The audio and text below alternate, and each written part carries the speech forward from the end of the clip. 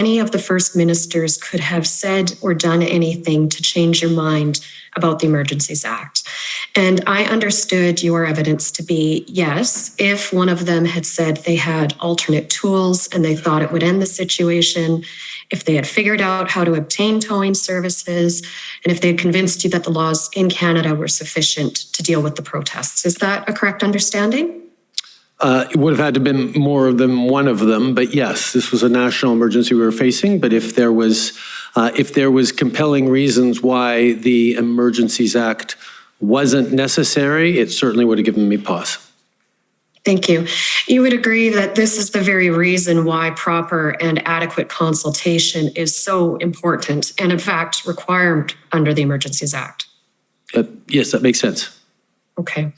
Don't you agree then that giving the first ministers advance notice and time to prepare would have allowed the first ministers to share with you the details and the input that you indicated to the commission would be important to your decision making?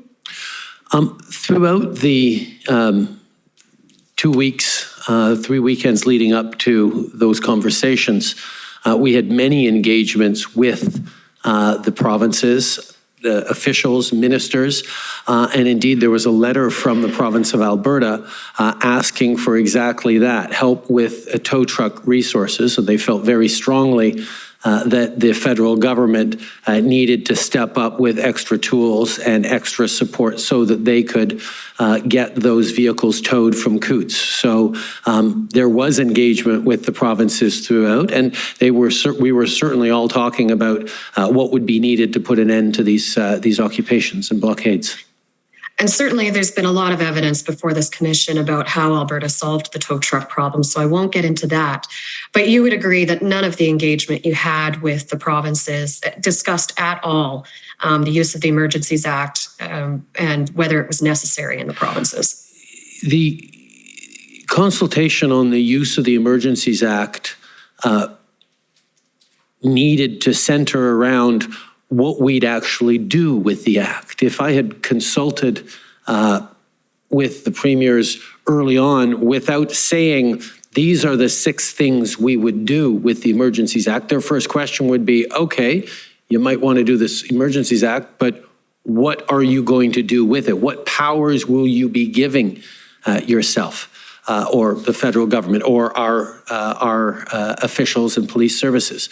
So there was ongoing conversations about tools, and the consultation on the Emergencies Act was done when we had a very clear list of the things we would actually be bringing in with the Emergencies Act. I will put to you that the way the First Minister's meeting was arranged, which was a short notice invitation with no indication of the topic of discussion, meant that the discussions you did have with the First Ministers could not possibly provide you with the details that you needed to consider. I disagree.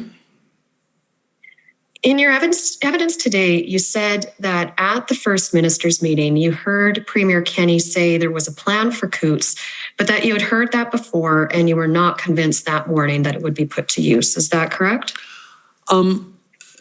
No, I had no reason to doubt Premier Kenney's goodwill and hopes that Coots would be resolved soon.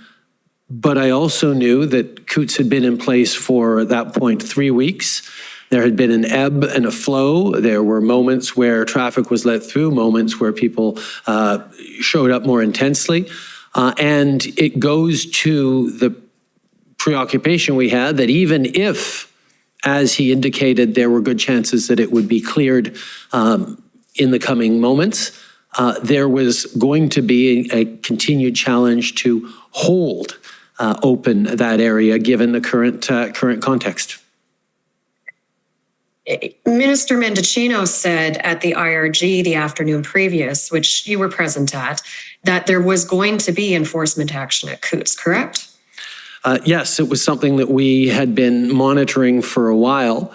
It would turn out that the RCMP who had intended to do enforcement action as the provincial police force many days, if not a week before, had to suspend it because of genuine concerns around officer safety and the presence of significant numbers of weapons and problematic individuals in that. So it was something we were anticipating and hoping was going to happen, certainly hoping was going to happen peacefully, but it was something that we had been hoping would happen for a while.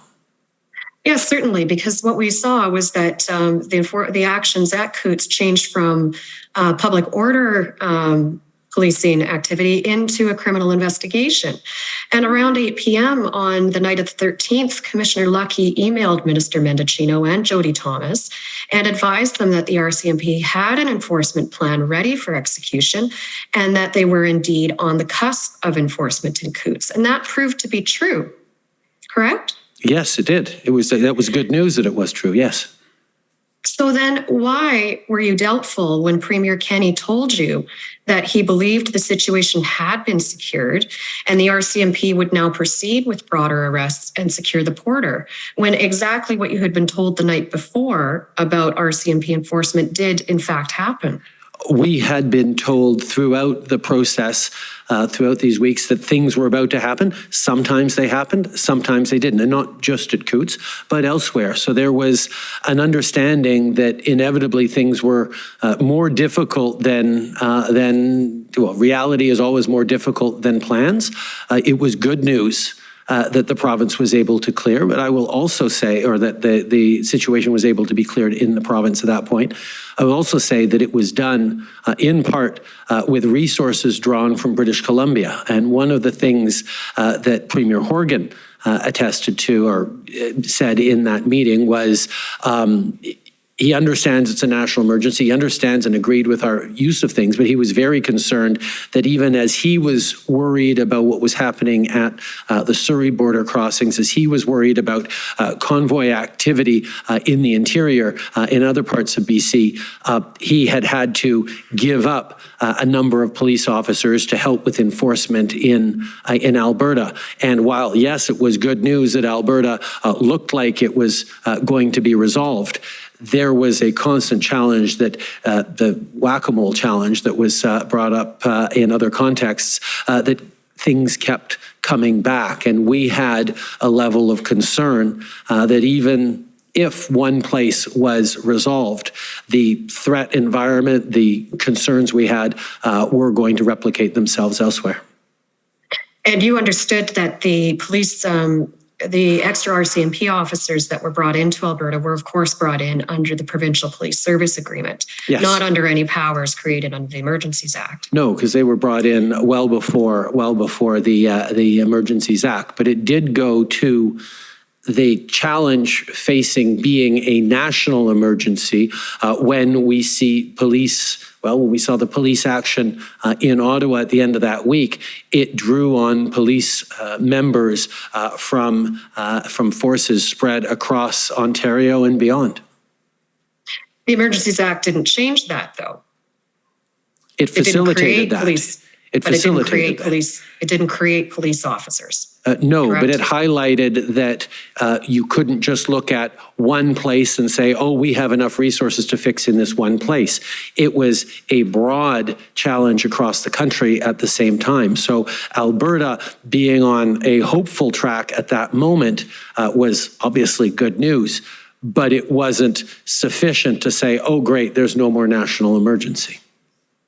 All right, I'm going to put to you the fact that you did have evidence that the laws in the provinces were sufficient to handle the blockades. And I'll give you two examples.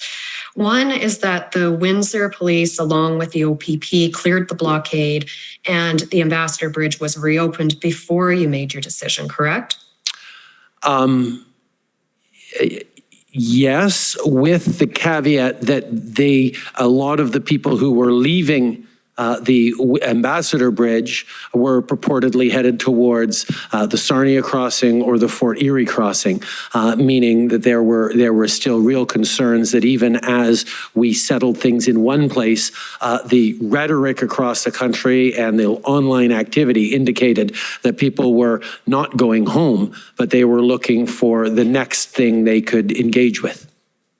Right. So the police powers were able to deal with the problem, correct?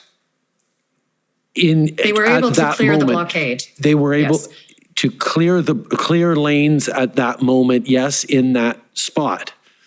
Okay. But there was a real concern there would be more. Right. Or they would return. The other example is Coots, where the RCMP were able to safely conduct a criminal investigation, execute search warrants, and make arrests, correct? Yes. And that protesters in Coots indicated to RCMP that they wanted to leave the protest because they didn't want to be associated with the criminal elements uncovered, correct?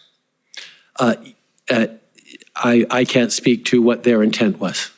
Okay. We've heard evidence in this commission, so the commission knows what one of the protesters did indicate the intent was. Now, these are, in fact, the type of decreases in troublesome protest activity that you had been hoping to see in the weeks prior, weren't they? Yes. And definitely examples of how existing legal tools and police powers were effective at dealing with illegal portions of protests, correct? Yes. All right. Pretty well out of your time, so if you could... And that's okay. I think I will end there. Thank you very much, Prime Minister, for answering my questions today. Thank you. Thank you. Next is